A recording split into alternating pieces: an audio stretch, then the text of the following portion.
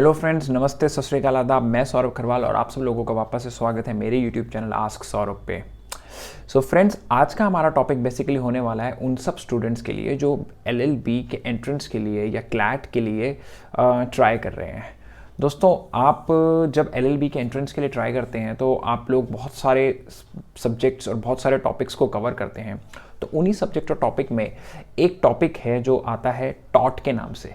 तो यूजुअली बच्चे, जैसे हम लोग बहुत सारे टॉपिक्स को कवर करते हैं, तो हम क्रिमिनल लॉ के बारे में पढ़ते हैं, कॉन्ट्रैक्ट एक्ट के बारे में पढ़ते हैं, हम लोग कॉन्स्टिट्यूशन के बारे में पढ़ते हैं, हम लोग इंडियन पॉलिटी के बारे में पढ़ते हैं। तो ये यूजुअली ऐसे शब्द हैं जो हम लोगों को पता होते हैं और हमने कहीं ना कहीं सुने होते हैं। बट अचानक से एक शब्द आ जाता है बीच में, लॉ ऑफ टॉट, और ये एकदम से बच्चों को लगता है टॉट है क्या।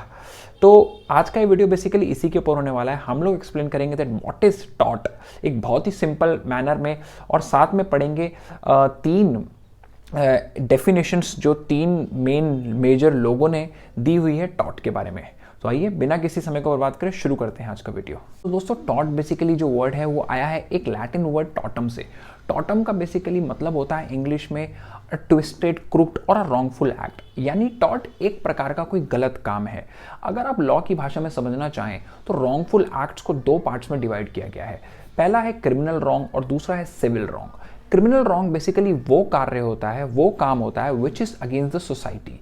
यानी आपने कोई ऐसा काम किया है जो सोसाइटी के लिए खतरा है या सोसाइटी के अगेंस्ट है, तो वो क्रिमिनल रॉन्ग में आएगा। जैसे कि मर्डर हो गया, डेकॉइटी हो गई या किडनैपिंग हो गई। उसी तरीके से civil wrong is a wrongful act against an individual. तो जो सिविल रॉन्ग है वो बेसिकली एक ऐसा गलत काम होता है जो किसी इंडिविजुअल के अगेंस्ट किया गया हो, ना कि सोसाइटी के अगेंस्ट। जैसे कि आप किसी को डिफेम कर दें या फिर किसी के साथ बदतमीजी कर दें, इस कार्य को हम लोग सिविल रॉन्ग में रखते हैं। तो टॉट बेसिकली जो है वो आता है सिविल रॉन्ग की कैटेगरी में। यानी इन शॉर्ट अगर हम कहें तो टॉट is nothing but just a civil wrong. दोस्तों, वैसे तो विनफील्ड, सैलमन, फ्रेजर, तीनों ने तीन अलग अलग डेफिनेशंस के थ्रू हम लोगों को टॉट के बारे में समझाने की कोशिश करी है, और इन तीनों की डेफिनेशन बहुत इंपॉर्टेंट वैल्यू होल्ड करती है आप अगर एंट्रेंस एग्जाम दे रहे हैं या फर्स्ट सेमेस्टर का एग्जाम दे रहे हैं। इसलिए हम विनफील्ड, सैलमन और फ्रेजर की डेफिनेशंस को अभी वीडियो में आगे जाके पढ़ेंगे। मगर आप यदि मेरे से पूछें कि इन तीनों की डेफिनेशंस का एक क्रक्स क्या है, तो मैं उसको एक छोटी सी डेफिनेशन के थ्रू आप लोगों से शेयर करता हूं। दोस्तों, every person have a right and it's duty of other person towards that person's right.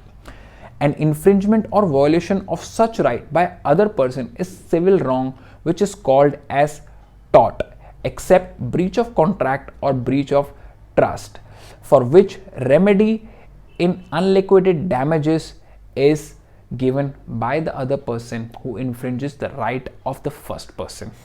दोस्तों, इसमें आपको तीन चीज़ों को समझने की बहुत ज़्यादा ज़रूरत है। पहला ये है कि हर व्यक्ति के राइट्स होते हैं, आपके, मेरे, सबके कुछ ना कुछ राइट्स हैं जो हमको कॉन्स्टिट्यूशन ने दिए हैं और एज ए ह्यूमन हम लोगों को मिले हुए हैं। तो अगर कोई भी व्यक्ति जो दूसरा व्यक्ति है उसका हमारे राइट्स के प्रति एक ड्यूटी होती है।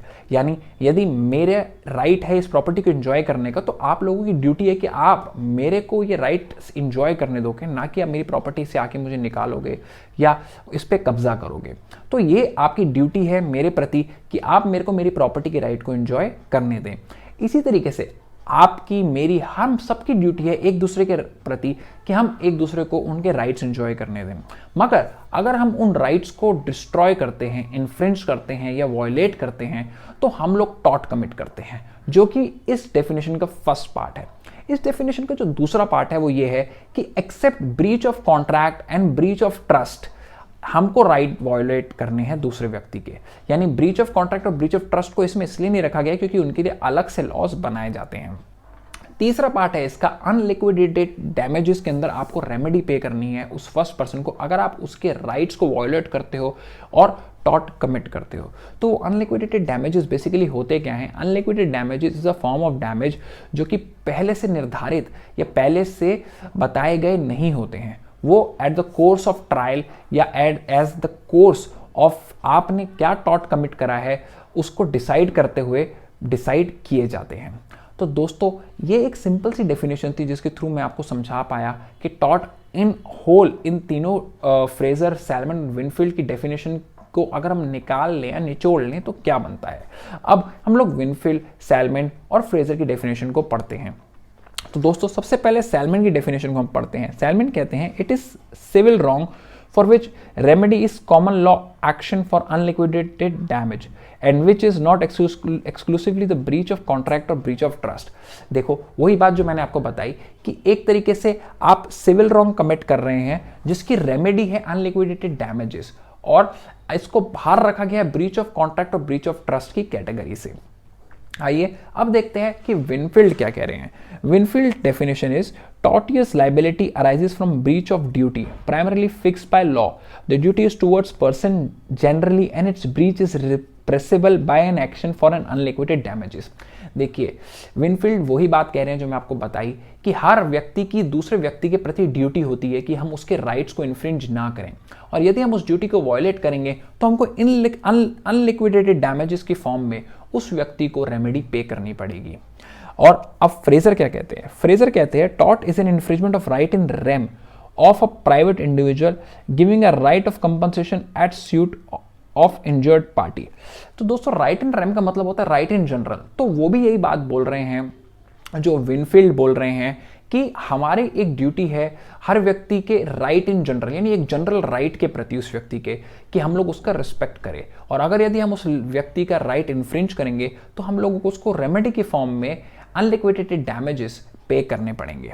तो दोस्तों इस पूरी वीडियो के थ्रू आप लोगों को टॉर्ट को समझने के लिए सिर्फ इतना समझना जरूरी है कि टॉर्ट बेसिकली एक सिविल रॉन्ग है, यानी एक इंडिविजुअल के प्रति किया गया रॉन्ग है जिसकी रेमेडी हमको अनलिक्विडेटेड डैमेजेस की फॉर्म में, यानी जो ऑलरेडी निर्धारित ना हो ऐसे डैमेजेस की फॉर्म में पे करनी पड़ती है।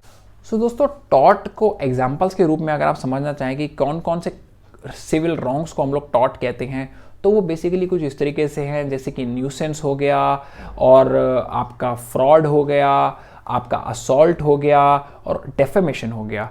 तो ये कुछ एग्जांपल्स हैं टॉर्ट के। आशा करता हूँ आप लोगों को इस वीडियो में समझ आया हो कि टॉर्ट बेसिकली क्या है। हमने उसकी लैटिन डेफिनेशन से लेके उसकी कंसोलिडेटेड डेफिनेशन से लेके फ्रेजर, विनफील्ड और सैलमन द्वारा बताई गई तीनों डेफिनेशंस को भी पढ़ लिया, और उम्मीद करता हूँ कि आप लोगों को इस वीडियो के बाद टॉर्ट पे कोई भी डाउट नहीं रहा होगा। Thank you.